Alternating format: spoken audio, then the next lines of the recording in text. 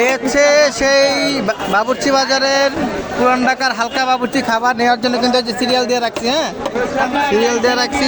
এই যে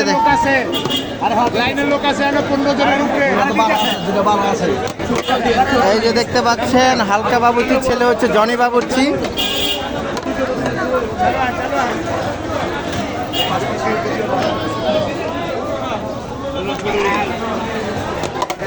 এই হচ্ছে নয়াবাজারের বাবুর্চিদের মেলা। ঠিক আছে, এখানে কিন্তু সকল বাবুর্চিদের খাবার পাওয়া যায়, একদম বিয়ে বাড়ির মতো অথেন্টিক।